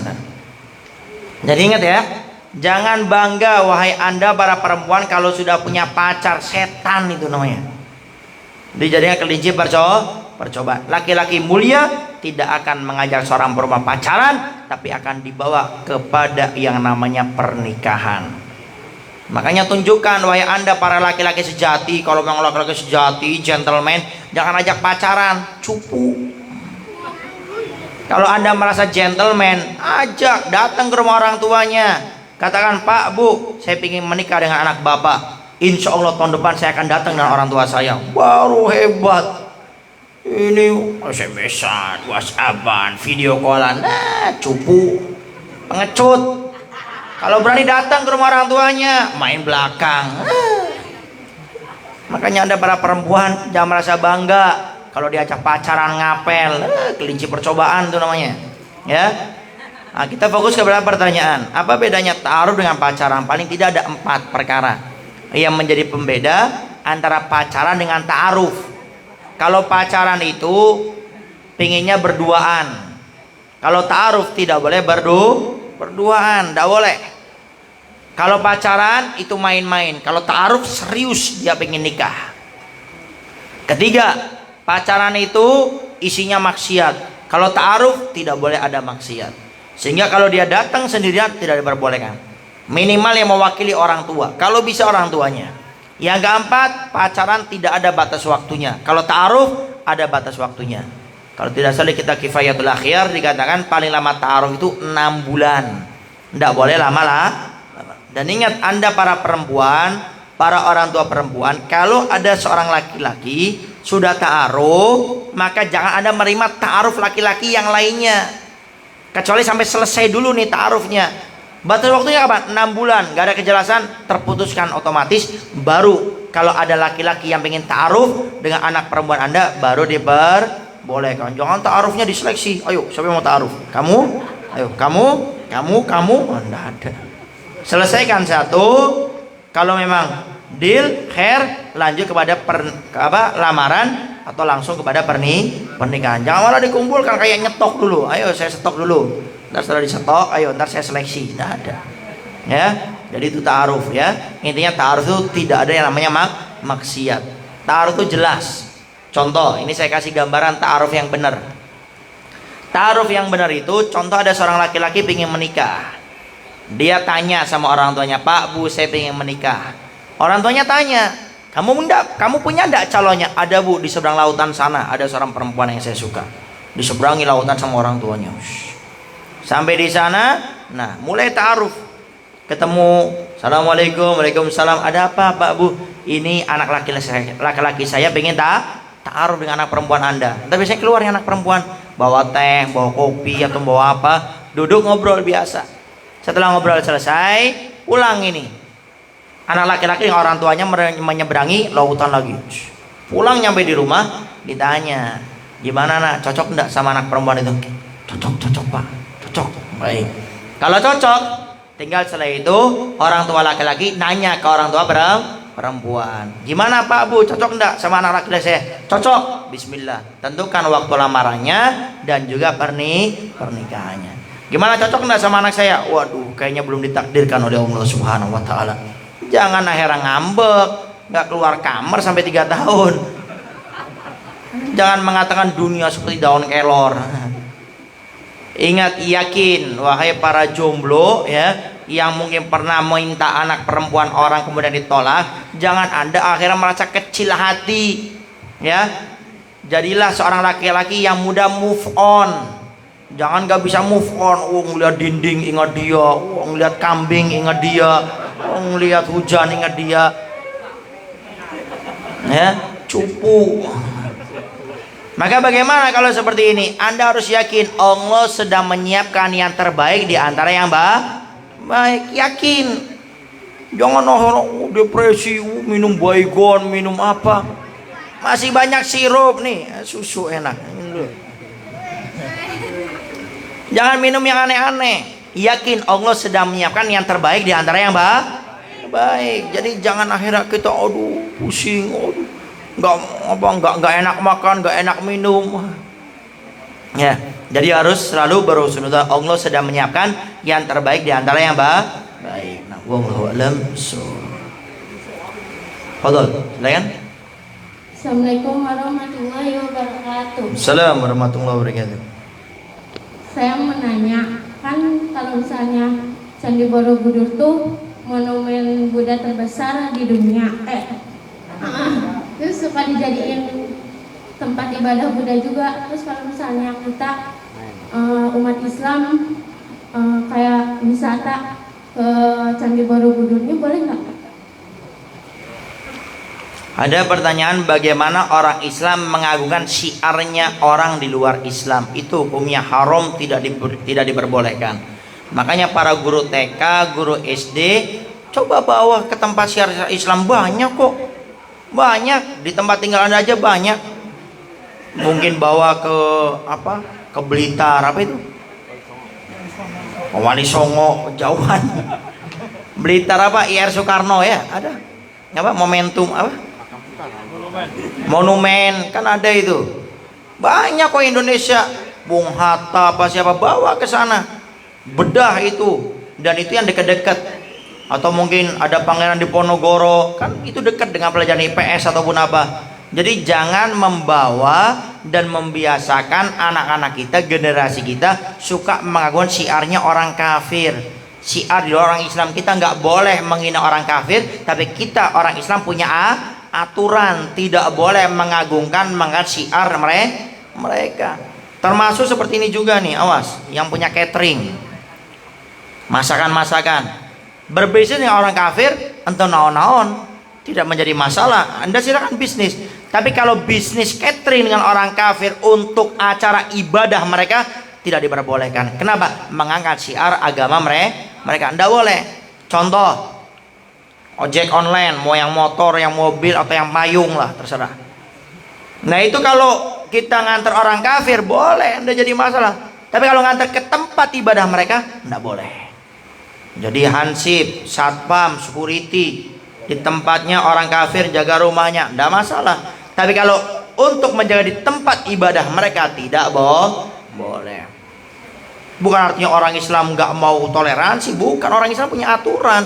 Sebagaimana mereka di agama mereka punya aturan, kita orang Islam nggak punya aturan. Tapi jangan salah, kalau tiba-tiba ada orang menyerbu orang di luar Islam yang tidak punya salah apa-apa, orang Islam paling depan membela mereka. Itu aturan dalam agama kita. Makanya kata Nabi, kalau ada orang memusuhi orang kafir dhimmi, jadi kafir ada dua, ada kafir harbi yang memerangi orang Islam, ada dhimmi yang dia tidak memerangi, hidup bersama kita. Ya umumnya sepertinya di Indonesia ini. Kata Nabi, siapa yang mengeluh orang kafir dhimmi yang tidak memerangi orang Islam, maka dia seperti menyakitiku, kata Nabi. Nggak pakai dosa, menyakitiku. Siapa itu? Rasulullah. Sehingga tidak boleh. Nah ini aturannya seperti itu. Jadi kalau ke tempat mengagungkan syiar mereka, syiar agama mereka, itu tidak diperbolehkan. Tinggal saat ini kepada para guru, tolonglah sering diskusi sama ustadz kayak ulama setempat. Boleh enggak? Saya pasti tidak diperbolehkan. Tinggal tadi diarahkan ke tempat daripada peninggalan-peninggalan pejuang-pejuang negara kita Indonesia ini banyak kok. Tanpa harus datang ke tempat-tempat daripada syiar-syiarnya orang kafir. Wallahu a'lam bishawab.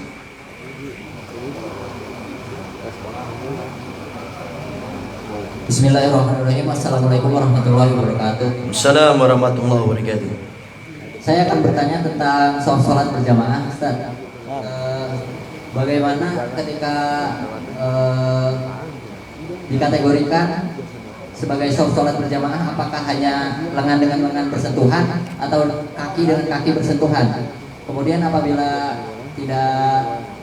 saf tidak rapat, apakah itu sholat berjamaah tersebut tidak sah? Syukran. Wassalamualaikum warahmatullahi wabarakatuh. Waalaikumsalam warahmatullahi wabarakatuh. Ada pertanyaan, shaf yang rapi itu seperti apa?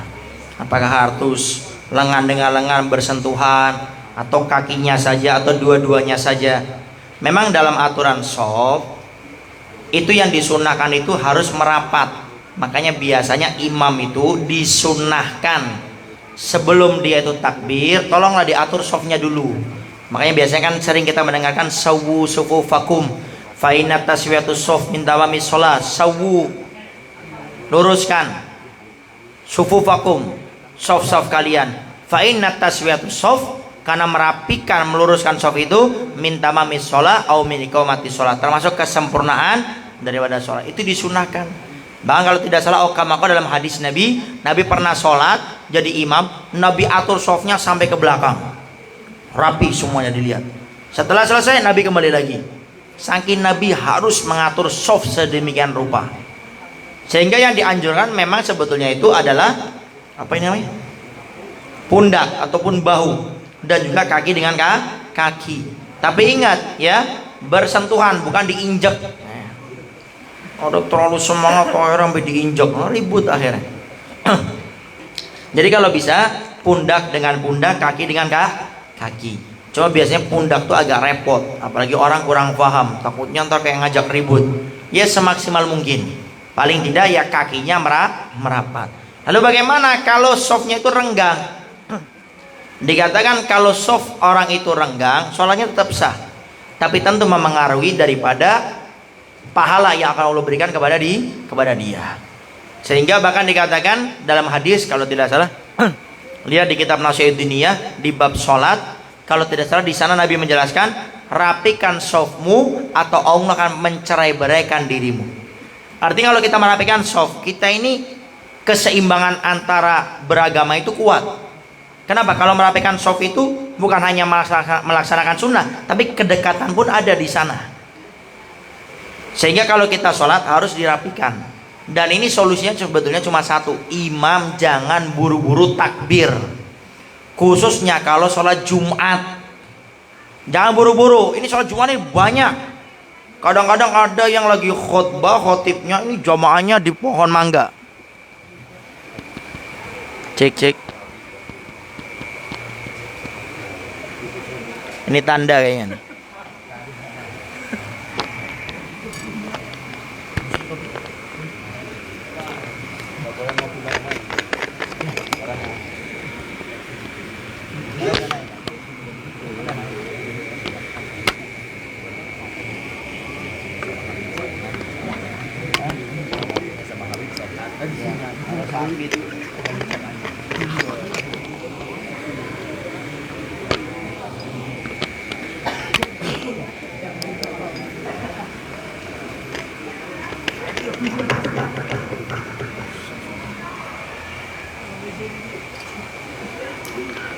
Jadi ini sama Pak sound systemnya ini udah dipaskan. Jadi jam 10 selesai aja. Jadi nyetopnya enak ya Kang ya. Biar pas 2 menit lagi. Pasti 2 menit lagi jam 10. Jadi udah dipaskan jam 10 selesai aja. Bener tuh, bener kan? Bener aja. Hilang ngantuknya coba. Udah mau selesai tuh usetannya langsung. Bib, satu lagi Bib. Ayo, nah saya sebentar, ini sebelum satu lagi sebentar maaf. Jadi kalau bisa, ini khususnya yang jadi imam di sholat Jumat. Jadi jangan buru-buru, karena biasanya khotibnya itu di sini, itu jamaahnya ada yang di pohon mangga, ada yang di pohon duren, ada yang di pohon mana semangka. Sehingga jangan buru-buru. Ada yang kadang-kadang di atas kamar mandi, ada tuh, ada kan? Nah sehingga kalau bisa yang jadi imam sholat Jumat jangan buru-buru.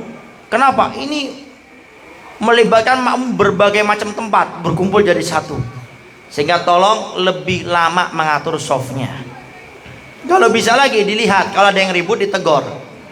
Tolong jangan ribut, kita mau melaksanakan sholat. Sehingga rapi. Jadi kuncinya sebetulnya imam.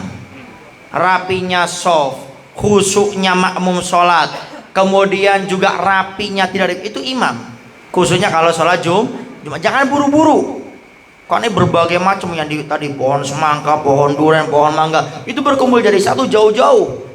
Sehingga jangan buru-buru, ya. Nah sekarang bagaimana kalau seandainya softnya ini harusnya bisa diisi tapi tidak diisi? Ini penyakit ini biasanya nih. Jadi softnya sana nih masih 2 orang lagi, anggap 1 orang lah. Masih bisa diisi, tapi dia buat soft baru. Dan yang ini yang buat soft baru, semuanya nggak mau ngisi di sana. Maka soft yang belakang ini yang baru itu tidak mendapatkan pahala sholat berjamaah, nggak dapat. Jadi ke belakang ini nggak dapat, pahala sholat berjamaah. Lalu bagaimana? Harus ada yang mengisi. Ya, makanya sekali lagi imam jangan buru-buru. Jadi softnya harus diisi semuanya. Sah sholatnya sah, tapi tidak dapat pahala sholat berjamaahnya. Nama wallahu a'lam bishawab. Mangga, silakan. Terakhir ini, silakan tadi apa? Ada ikhwah banat perempuan? Silakan. Gimana hukumnya jika muslimah ikut senam di tempat umum, maksudnya tempat terbuka? Bagaimana menyikapinya kalau misalkan itu kan saya misalkan tahu nggak boleh gitu. Terus sama suaminya bagaimana menyikapinya? Hukumnya gimana gitu? Terima kasih. Wassalamualaikum warahmatullahi wabarakatuh. Waalaikumsalam warahmatullahi wabarakatuh. Cocok nih pertanyaan terakhir nih. Masalah senam. Baik. Dalam mazhab kita Imam Syafi'i, suara perempuan itu dinamakan aurat. Suara perempuan dinamakan aurat. Suara loh ya. Belum lagi gaya. Ya kan? Senam kan ini gaya semuanya. Ini suara saja sebagian besar dari mazhab kita Imam Syafi'i mengatakan aurat. Artinya seorang perempuan kalau tidak ada hajat, tidak ada udzur, nggak boleh ngobrol sama laki-laki yang bukan mahram, kecuali ada hajat bisnis, kerja, sekolah, diskusi, tidak menjadi masalah sesuai hajatnya. Ternyata di luar mazhab Imam Syafi'i yang mengatakan suara aurat, suara perempuan bukan aurat, itu ternyata ada keterangannya tidak boleh suaranya itu fitnah atau mendayu-dayu. Sehingga yang menjadi qari'ah, ya, pembaca Al-Quran itu tolong kalau bisa jangan membaca di hadapan laki-laki, atau mungkin suaranya itu digemakan sampai ke atas sehingga itu akan menjadi fitnah, sehingga haram, tidak boleh itu.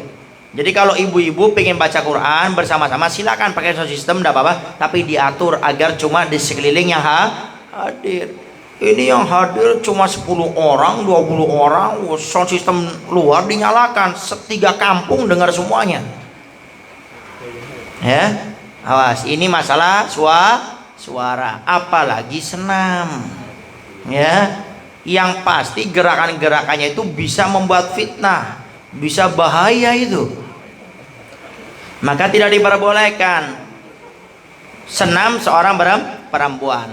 Akan menjadi boleh dengan beberapa syarat. 1, seorang perempuan boleh senam karena senam itu dikatakan al-aqlus salim fi jismis salim. Akal yang sehat pada tubuh yang sehat. Sehingga kalau ingin sehat ya senam, tapi ada syaratnya.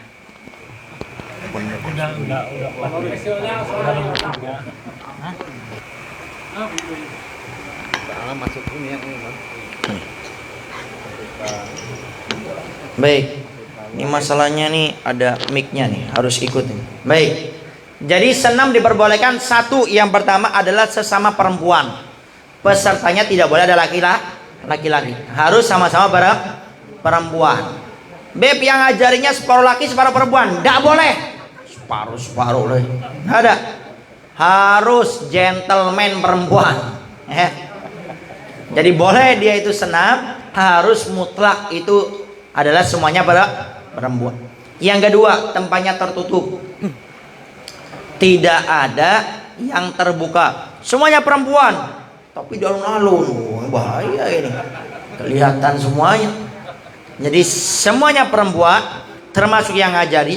Kedua, tempatnya harus tertutup. Yang ketiga, auratnya harus tertutup.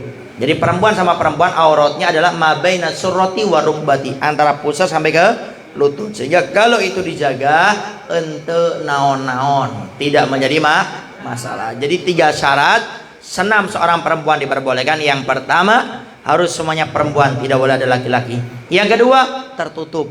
Yang ketiga, auratnya harus terjaga. Auratnya perempuan dengan perempuan adalah antara lutut, antara pusar sampai ke lutut, itu harus tertutup. Kalau itu terpenuhi, maka tidak menjadi masalah untuk seorang perempuan melakukan senam. Wallahu a'lam bishawab. Baik, mungkin Al-Faqih cukupkan sampai di sini ya.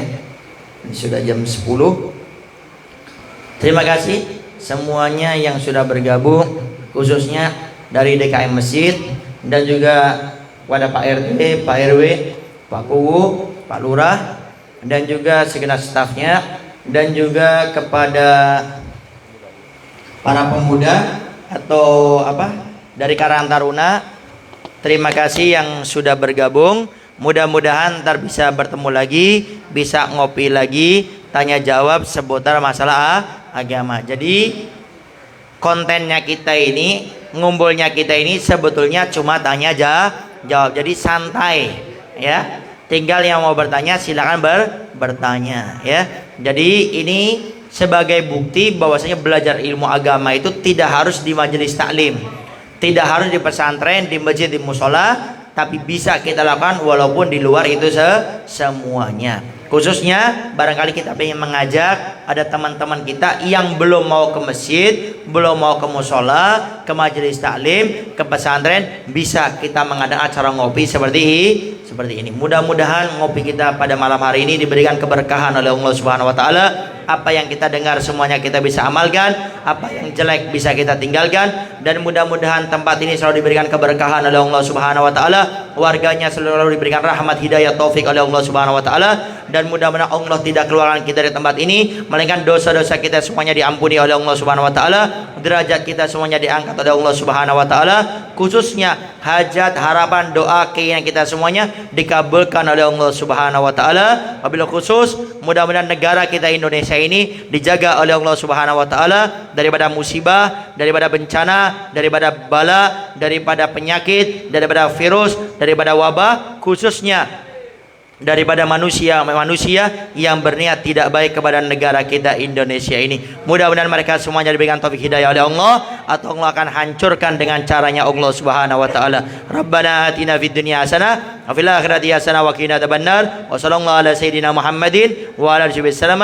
Walhamdulillahirabbil alamin. Kurang lebihnya al-fakir minta maaf. Akhirul kalam. Assalamualaikum warahmatullahi wabarakatuh.